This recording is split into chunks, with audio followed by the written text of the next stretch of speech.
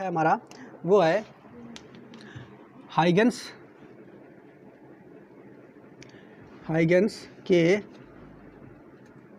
सिद्धांत द्वारा अपवर्तन की व्याख्या। ठीक है, व्याख्या बात समझना आप। यानी हाइगन्स के सिद्धांत के द्वारा हम अपवर्तन की व्याख्या करेंगे तो सबसे पहले हमें अपवर्तन पता होना चाहिए। अपवर्तन तो आप लोग जानते ही होंगे, बात समझना ध्यान से। अपवर्तन क्या होता है, ध्यान से समझो बच्चों कि अपवर्तन क्या होता है कि जैसे मान लो ये आपका दो माध्यम है, ठीक है। किसको आप लोगों को याद होगा कि जब कोई प्रकाश की किरण एक माध्यम से दूसरे माध्यम में जाती है, एक मीडियम से दूसरे मीडियम में जाती है, तो क्या होती है, अपने मार्ग से विचलित हो जाती है। बात समझना, हाँ बिल्कुल अपने मार्ग से। जैसे समझिए आप कि एक माध्यम ये है जल, एक ये माध्यम है जल और ऊपर माध्यम है वायु, ठीक है।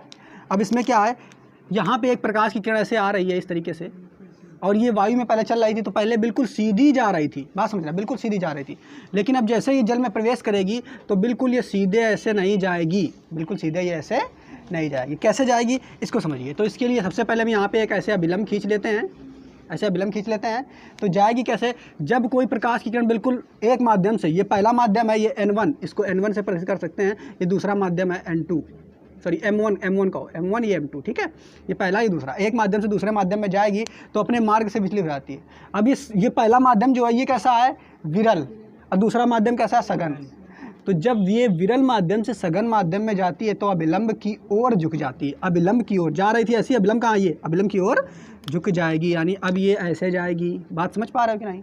जबकि अगर ऐसा होता, अगर ये पहला वाला माध्यम कांच होता, ये वाला कांच होता पहला वाला, ठीक, और दूसरे वाला माध्यम पानी होता या वायु ले लो, कुछ भी ले लो।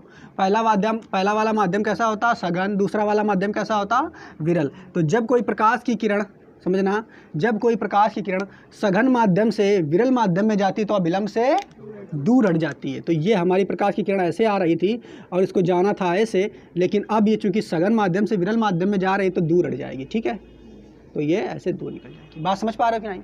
इसी को ही हम प्रकाश का अपवर्तन कहते हैं। बात समझ पा रहे हो कि नहीं, ठीक है, क्लियर, इतना तो क्लियर हो गया होगा। एक चीज़ और समझिए आप यहाँ पे कि बच्चे कि जो प्रकाश होता है वास्तव में वो तरंग के रूप में चलता है, ये तो हमें मालूम ही है, हमने आपको पढ़ाया कि प्रकाश जो होता है तरंग के रूप में चलता है। तो जब, ध्यान दीजिए, आप एक लाइन आपको लिखना है कि जब ये अपवर्तन की घटना हो रही होती है तो जब प्रकाश की किरण पहले माध्यम से दूसरे माध्यम में जाएगी तो उसकी चाल बदलेगी कि नहीं, पहले बताओ, चाल बदलेगी कि नहीं। अरे बदलेगी बिल्कुल, क्योंकि पहला माध्यम विरल है और दूसरा माध्यम सघन है। यानी पहला माध्यम जो वायु हम मान लेते हैं, दूसरा माध्यम पानी। आप ऐसे ही समझो कि आप वायु में हाथ चलाओगे तो बड़ी तेज़ी चलेगा, अब वही पानी में चलाओ तो उतनी तेज़ी चला पाओगे क्या, उतनी ताकत लगा करके नहीं चला पाओगे। क्यों, क्योंकि दूसरा माध्यम सघन हो गया है, अब तुम्हें ज़्यादा प्रयास करना पड़ेगा। ना समझ पाओ तो ऐसा एक उदाहरण देते हैं, जैसे अगर आपको एकदम खुले फील्ड में दौड़ने के लिए कह दिया जाए तो बहुत तेज़ी से तुम दौड़ जाओगे, 10 सेकंड में आप बहुत तेज़ी, बहुत आगे निकल जाओगे। जबकि आपको भीड़ में, बाजार में दौड़ाने के लिए बोल दिया जाए तो क्या तुम इतनी तेज दौड़ पाओगे, नहीं, क्योंकि बाजार सघन है और खुला मैदान विरल है। तो विरल में तुम्हारी रफ्तार तेज होगी और सघन में रफ्तार धीमी होगी। तो इसी प्रकार बिल्कुल जो प्रकाश की किरण होती है, तो प्रकाश की किरण जब एक माध्यम से दूसरे माध्यम में जाती है, अर्थात विरल माध्यम में रफ्तार तेज होती है, सघन माध्यम में रफ्तार धीमी होती है, ठीक है। तो यहाँ हम कह सकते हैं कि अपवर्तन में चाल बदलती है, ठीक है, चाल बदलती है, ठीक है।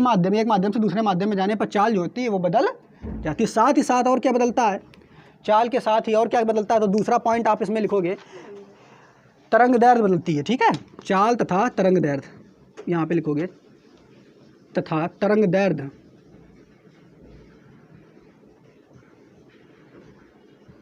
ठीक है। चाल तथा तरंग दैर्ध्य, अंग्रेजी में तरंग दैर्ध्य को कहते हैं वेवलेंथ, ठीक है।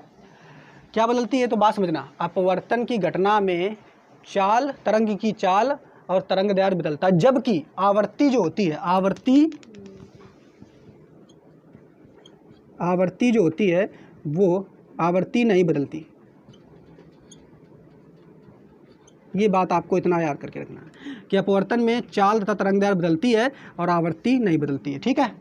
तरंग दैर्ध्य को हम लैम्डा से प्रदर्शित करते हैं, आवृत्ति को हम न्यू से प्रदर्शित करते हैं, ठीक है, और चाल को हम वी से प्रदर्शित करते हैं। क्लियर? चलो अच्छा, अब यहाँ पे तो अब हमें यही देखना है कि हाइगेंस का जो सिद्धांत है उसके द्वारा अपवर्तन की व्याख्या हमें करना है, अपवर्तन के नियम को निकालना है, ठीक है। अपवर्तन का नियम कौन थे बताओ, याद है किसी को अपवर्तन के नियम? अपवर्तन का जो मेन था क्या, आपतित कोण की जा साइन आई और अपवर्तित कोण की जा साइन आर, ये आपस में नियतांक होता है, यानी n के बराबर होता है, यही तो नियम होता है अपवर्तन का। और दूसरा नियम क्या होता है, दूसरा नियम याद है किसी को? आपतित किरण, अपवर्तित किरण और अभिलंब तीनों एक ही तल में होते हैं, ठीक है। क्लियर? तो यही हमें सिद्ध करना है बस। अब देखो कैसे सिद्ध करेंगे। क्लियर? सबसे पहले देखोगे आप क्या कि माना ये एक तल है, ये किसका तल है, ऊपर एक माध्यम है और नीचे एक माध्यम है। ये नीचे माध्यम पानी हो सकता है, ऊपर माध्यम हवा हो सकती है। तो ऊपर वाला जो माध्यम है इसको हम मान लेते हैं, ऊपर वाला माध्यम जो है विरल है और नीचे वाला जो माध्यम है ये सघन है। क्लियर? इतना तो हमने मान लिया। सबसे पहले माना, क्या माना, एक ऊपर माध्यम है, एक नीचे माध्यम है, ऊपर वाला माध्यम विरल है, नीचे वाला माध्यम सरल है, और इन दोनों माध्यमों को एक तल जो है वो अलग कर रहा है, एक रेखा जो है, ये मान सकते हैं। अरे भाई ऊपर पानी भरा होता तो एक तल नहीं दिखता तुम्हें, तो वही ये तल मान सकते हो। इस तल का नाम है जेड डैश। तो सबसे पहले माना एक तल है जेड डैश, ऐसे लिखोगे, जो कि दो माध्यमों को अलग करता है। ऊपर वाला माध्यम सघन है, नीचे वाला माध्यम विरल है। अब समझिए आप लोग ध्यान से कि एक आपती तरंगार्घ है, एक आपती तरंगार्घ ए बी है, समझना, ये एक आपती तरंगार्घ हमने बना दिया ए बी, आपती तरंगार्घ ए बी है, ठीक। ये क्या है, तिरछा जो है इस तल पे आ रहा है, किस पे आ रहा है, इस तल पे जेड पे आ रहा है, ठीक है। और इस आपती तरंगार्घ को मान लेते हैं, इसकी पहली किरण ये है और दूसरी किरण जो है इसकी ये है। क्लियर? पहली किरण ये है और दूसरी किरण ये है, ठीक है। ये एक आपती तरंगार्घ है और ये एक कोण पर जो है तल पर आ रहा है। क्लियर? और ये ए बिंदु पर तल को स्पर्श कर रहा है, ठीक। अब देखो सबसे पहले और क्या मान लेते हैं कि जो बात समझिए आप लोग कि जो पहला माध्यम है ये विरल है, तो विरल माध्यम में जो आपका तरंगार्घ होगा वो कैसा चलेगा, तेज चलेगा। दूसरा माध्यम जो है वो सघन है, तो इसमें तरंगार्घ कैसे चलेगा, धीमा चलेगा। तो मान लो, माना, यहाँ पे लिखोगे माना पहले माध्यम में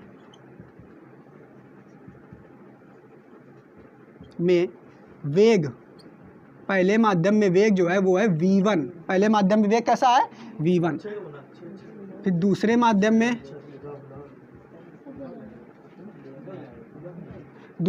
में वेग जो है उसको हमने मान लिया है v2, और दूसरे माध्यम में जो वेग है v2।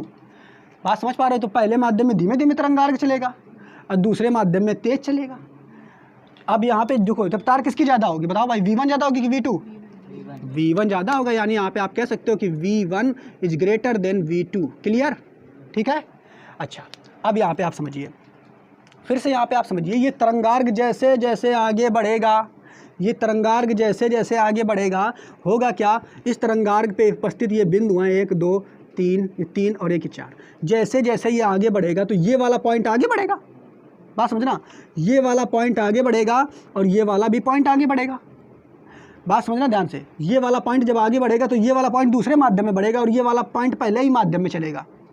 अब देखो, तो ये चीज़ समझिए, ये वाला माध्यम, हाँ, और ये समझो कि ये वाला जो माध्यम जैसे जैसे अंदर जाएगा तो ये वाला जो ये वाली प्रकाश किरण है, ये वाला ये पॉइंट जो आपको दिख रहा है, ये द्वितीयक तरंगिकाओं की तरह व्यवहार करेंगे। बात समझ पा रहे हो कि नहीं भाई? ये वाला पॉइंट है, यहाँ से द्वितीयक तरंगिका उत्पन्न होने लगी और वो उत्पन्न होकर के आगे बढ़ेगी, आगे चलेगी ऐसे। ठीक है, सही चित्र बनाओ, वो थोड़ा आगे बढ़ेगी ऐसे। ठीक, और ये भी वाले पॉइंट जो है ये भी टच करके आगे बढ़ेंगे। बताओ बढ़ेंगे कि नहीं? ये वाले भी टच करके आगे बढ़ेंगे। क्लियर? अब ये वाला पॉइंट धीरे धीरे धीरे धीरे जब यहाँ पहुँच रहा होगा तो ये लगभग इतना चल जाएगा आपका, ऐसे ये लगभग इतना चल जाएगा। ठीक, तो ये देखो, पहले एक चीज़ समझना, ये वाला पॉइंट जो आपको बी वाला दिख रहा है, ये वाला पॉइंट पहले माध्यम में चल रहा है तो इसकी रफ्तार ज़्यादा होगी। मान लो कि ये टी समय में ये जो चल रहा होगा तो इसकी रफ्तार ज़्यादा होगी, तो ये ज़्यादा दूरी तय करेगा, और जबकि ये इसकी रफ्तार कम है तो ये कम दूरी तय करेगा। तो इसीलिए हमने एक छोटी रेखा खींच दी है। ठीक, टी समय में ये यहाँ से यहाँ तक पहुँच पाया है और टी समय में ये यहाँ से यहाँ तक पहुँच पाया है। तो टी समय में ए जो पहुँच पाया है वो किस बिंदु तक पहुँच पाया है, तो मान लिया ए डैश तक पहुँच पाया। कहाँ तक पहुँच पाया है, ए डैश तक। और बी बिंदु जो है वो कहाँ तक पहुँच पाया है, तो मान लिया बी डैश बिंदु तक पहुँच पाया। कहाँ तक पहुँच पाया है, बी डैश। क्लियर, यहाँ तक समझ पाए। ये कम क्यों चला, क्यों, क्योंकि यहाँ पे रफ्तार कम है। उतने ही समय में ये ज़्यादा क्यों चल गया, क्योंकि यहाँ पे रफ्तार ज़्यादा है। ठीक, अब इन दोनों बिंदुओं को मिला देंगे हम अगर, तो एक हमारा ये जो इन दोनों को बिंदुओं को अगर हम मिलाएंगे ऐसे ऐसे, तो इन दोनों को बिंदुओं को मिला लें पर तो ये हमारा ए डैश बी डैश एक और नया तरंगार्ग आपको मिल जाएगा। तो जो ये पहले तरंगार्ग आ रहा था, इसको, इस तरंगार्ग को हम कहते हैं आपतित तरंगार्ग। क्या कहते हैं, आपतित तरंगार्ग। और जो ये दूसरा वाला तरंगार्ग निकल रहा, चूंकि अपवर्तित हो रहा है ना दूसरे माध्यम में, तो इसे हम कहेंगे अपवर्तित तरंगार्ग। क्लियर, इतना तो समझ में आ गया होगा आपको। ठीक है, अब आगे देखते हैं। अब देखो आगे क्या देखोगे कि वास्तव में जो ये पहली किरण आ रही थी, ये पहली किरण वास्तव में कैसी जा रही थी, ऐसे जा रही थी, ऐसे जा रही थी। तो एक माध्यम से जब दूसरे माध्यम में जाएंगी तो अभिलंब हमें खींचना पड़ेगा कि नहीं खींचना पड़ेगा, खींचना पड़ेगा। अब ये पहली तरंग जो जा रही थी कैसी जा रही थी, ऐसी, यानी इसको जाना कैसा चाहिए था, तो ऐसे जाना चाहिए था, ऐसे जाना चाहिए था, बताओ। लेकिन चूंकि ये एक माध्यम से दूसरे माध्यम में जा रही है इसलिए अभिलंब की ओर ये झुक गई है। ठीक, इतना तो समझ में आ गया होगा। अब यहाँ पे देखो बेटा कि ये वाला जो कोण है, ये वाला, इसी कोण को हम आई से प्रदर्शित करते हैं, इसी को हम आई से, यही आपतित कोण होता है। तो ये अगर आई है तो ये वाला कोण भी आई होगा। क्लियर, अब इसकी बात करेंगे दूसरी किरण की। तो दूसरी किरण अगर आप देखोगे तो दूसरी किरण यहाँ से यहाँ तक ऐसे चलती हुई जा रही है ऐसे। ठीक है, यहाँ से यहाँ तक चलती हुई जा रही है, तो दूसरी किरण में हम ऐसे खींच देंगे अभिलंब, यहाँ पे ये टच करेगी ऐसे।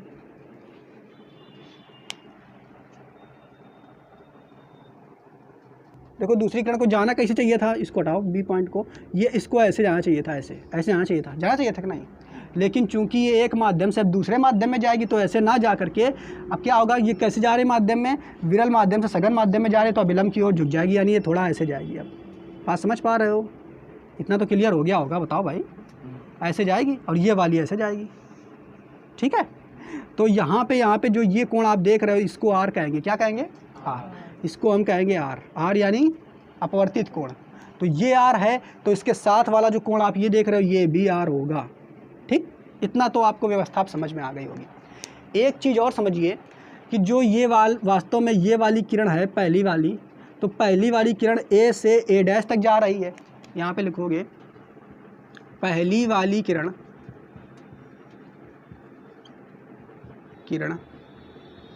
ये ए से कहाँ तक पहुँच रही है, ए डैश तक। कितने समय में पहुँच रही है, टी समय में, माना टी समय में, माना टी समय में। तो टी समय में पहुँच रही है ए से ए डैश तक, यानी यहाँ से यहाँ तक। तो अगर हम बात करें तो कितनी दूरी तय कर ली होगी, यहाँ से यहाँ तक ए डैश तक कितनी दूरी तय कर ली होगी, बताओ। वी टी तय कर ली होगी, सॉरी V1 टी तय कर ली होगी, चूँकि ये V1 सॉरी कौन सा V2 है, V2 है ना, ये इसकी रफ्तार यहाँ पे कितनी है V2 और इसकी रफ्तार हमने V1 मानी थी। तो यहाँ से यहाँ तक कितनी दूरी तय कर ली होगी, तो V2t। ठीक है, तो यहाँ पे आप लिखोगे कुल दूरी बराबर कितनी हो जाएगी, कुल दूरी आपकी है कितनी, ए डैश है, बताओ ए डैश है, और ये ए डैश किसके बराबर हो जाएगा, V2t के बराबर। V2t के बराबर कैसे, क्योंकि इसका V2 तो वेग है और t समय में जा रही है। ठीक है, तो चाल बराबर दूरी बटे समय से निकालोगे तो दूरी बराबर चाल इंटू समय आ जाएगा कि नहीं। चाल कितनी है, V2, समय कितना है t, तो V और 2t, ये समीकरण नंबर 1 हमने इसको मान लिया। इसके बाद दूसरी किरण जो है, दूसरी किरण कौन सी है, ये बी वाली दूसरी किरण। अब दूसरी किरण की बात करेंगे तो ये कहाँ से कहाँ तक जा रही है, तो बी से अब बी डैश तक जा रही है। कहाँ तक जा रही है, बी से बी डैश तक। तो बी से बी डैश तक जा रही है बच्चे। अब ये कितनी दूरी तय करेगी, तो ये कितने रफ्तार से चल रही है, V1 से चल रही है, कितने समय तक चली है, t समय तक चली है। तो इसकी दूरी कितनी होगी, कुल दूरी,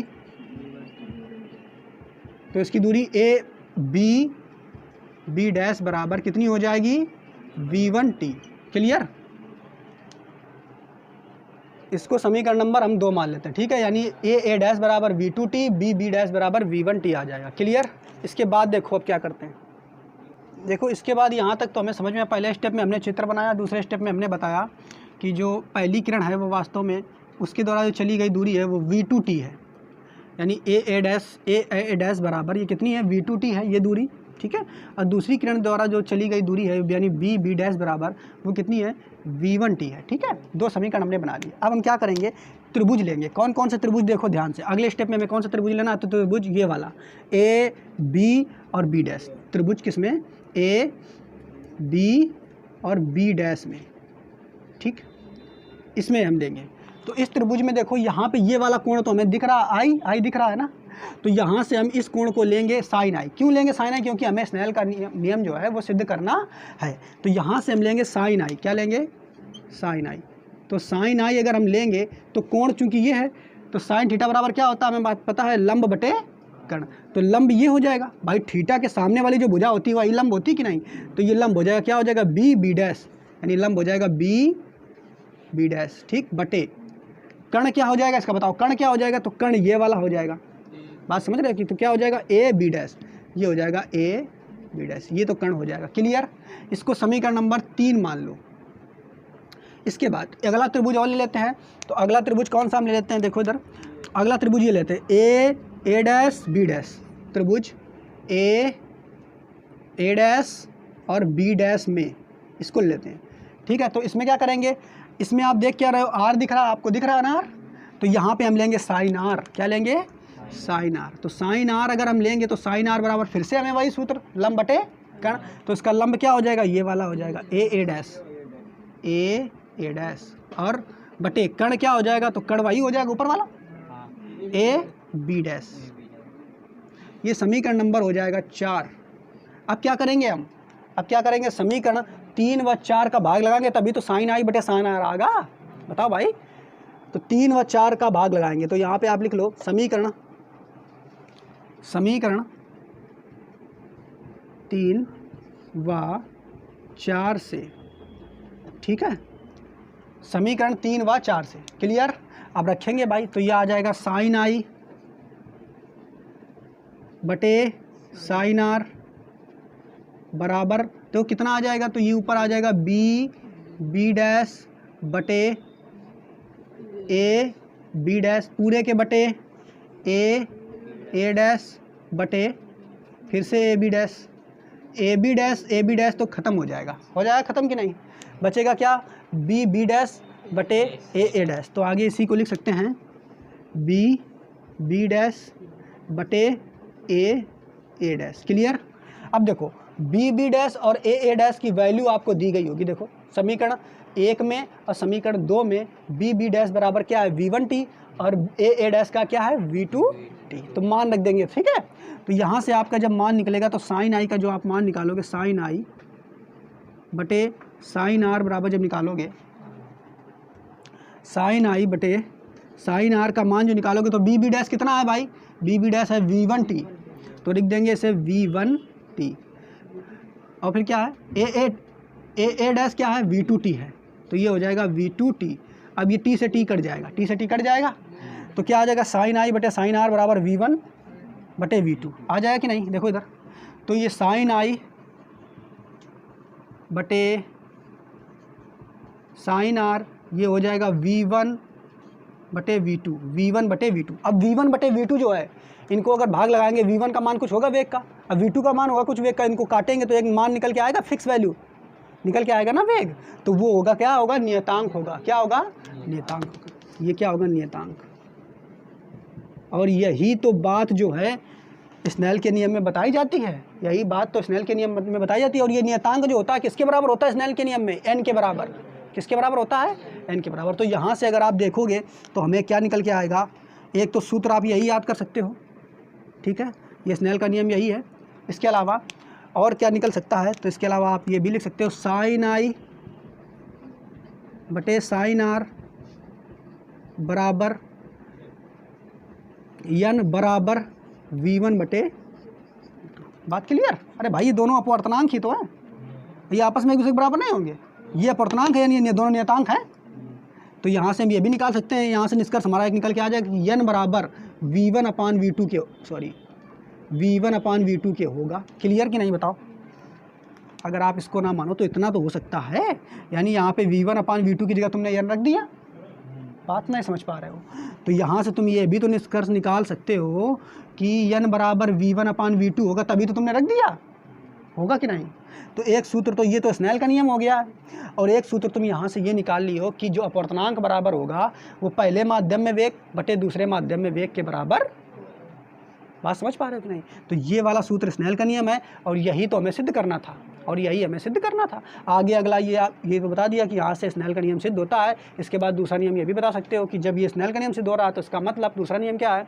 आपतित किरण, अपवर्तित किरण और अभिलंब तीनों एक के तल में होंगे। तो इस प्रकार हाइगन्स के सिद्धांत के द्वारा हमने अपवर्तन की व्याख्या कर दी। ये आपको लिख देना, ठीक है? क्लियर, समझ में आया? नोट कर लो जल्दी से।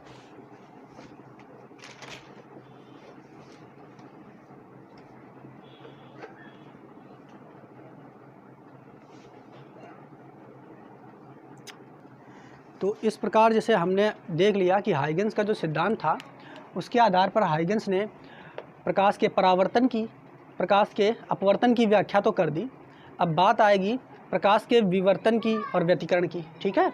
तो व्यतिकरण जब पढ़ेंगे तब आपको समझाएंगे। तो आप ये समझ लीजिए कि एक वैज्ञानिक थे यंग। कौन थे? यंग, इस तरफ लिख लेते हैं। यंग नाम के एक वैज्ञानिक थे, ठीक है? और इन्होंने क्या कर दिया, हाइगन्स के इसी सिद्धांत का उपयोग करके व्यतिकरण की व्याख्या कर दी। किसकी कर दी थी? व्यतिकरण की। व्यतिकरण कैसे होता है तो यंग ने व्यतिकरण की व्याख्या कर दी। एक और वैज्ञानिक थे फ्रेजल नाम के एक वैज्ञानिक थे, और इन्होंने बाद में विवर्तन की व्याख्या इसी सिद्धांत के द्वारा, हाइगन्स के सिद्धांत के द्वारा कर दी, ठीक है? किसकी व्याख्या कर दी इन्होंने? विवर्तन की। इसके बाद एक और बचता है ध्रुवण। क्या बचता है? ध्रुवण। तो ध्रुवण एक बचता है सिद्धांत, इसकी व्याख्या जो है इनके सिद्धांत के द्वारा नहीं हो रही थी। बात समझना, ध्रुवण की व्याख्या हाइगन्स के सिद्धांत के द्वारा नहीं हो रही थी। क्यों नहीं हो रही थी? क्योंकि हाइगन्स ने प्रकाश किरणों को अनुप्रस्थ माना था। सॉरी, क्या माना था? हाइगन्स ने प्रकाश किरणों को अनुदैर्ध्य माना था। क्या माना था? अनुदैर्ध्य। क्या माना था बेटा? अनुदैर्ध्य, ठीक है? इस कारण ध्रुवण की व्याख्या नहीं हो पा रही थी इनके सिद्धांत के द्वारा। लेकिन फिर बाद में फ्रेजल ने क्या किया? फ्रेजल ने कहा कि जो प्रकाश तरंगे होती हैं वो अनुप्रस्थ होती हैं। कैसी होती हैं? अनुप्रस्थ, ठीक है? प्रकाश तरंगे कैसी होती हैं? अनुप्रस्थ। जब प्रकाश तरंगों को अनुप्रस्थ मान लिया तब फ्रेजल ने ध्रुवण की भी व्याख्या इन्हीं के सिद्धांत के द्वारा कर दिया। बस केवल इन्होंने क्या माना था? प्रकाश तरंगों को अनुदैर्ध्य। अनुदैर्ध्य तरंगे कैसी होती हैं और अनुप्रस्थ तरंगे कैसी होती हैं? किसी को पता है तुम लोगों से? तो इस प्रकार जो है प्रकाश की सभी घटनाओं का जो व्याख्या है लगभग हाइगन्स के सिद्धांत के द्वारा कर दी गई, ठीक है? आगे आप समझते हैं। अब बताओ अपना वो करना, ठीक है? तो अब देखते हैं प्रकाशी पथ। तो प्रकाशी पथ क्या होता है वास्तव में?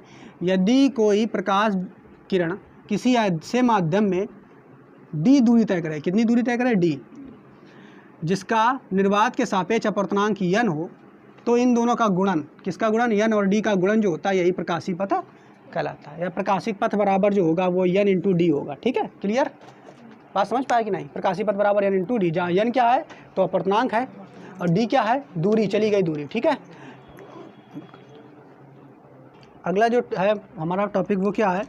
प्रकाश के एक माध्यम से दूसरे माध्यम में जाने पर तरंग दैर्ध्य का प्रभाव। अभी हमने आपको बताया था कि जब कोई तरंग एक माध्यम से दूसरे माध्यम में जाते हैं तो उस तरंग की चाल बदलती है, उस तरंग का तरंग दैर्ध्य बदलता है, लेकिन आवृत्ति नहीं बदलती है। तो इस टॉपिक में हम ये पढ़ेंगे कि जब कोई तरंग एक माध्यम से दूसरे माध्यम में जा रही है तो उसका तरंग दैर्ध्य किस हिसाब से बदलता है, क्या परिवर्तन उसमें होता है। इतना बात समझ पाए कि नहीं? तो देखिए यहाँ पे आप समझिए कि मान लेते हैं यदि, लिखो यहाँ पे, यदि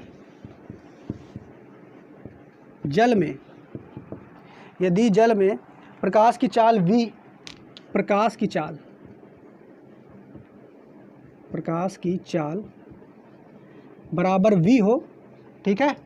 और तरंग दैर्ध्य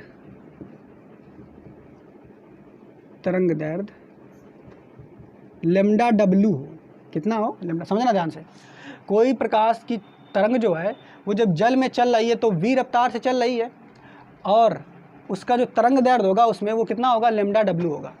ठीक, तो एक सूत्र आप बिल्कुल याद करके रखो, ये कक्षा 9 में आपको बताया गया है, वेग बराबर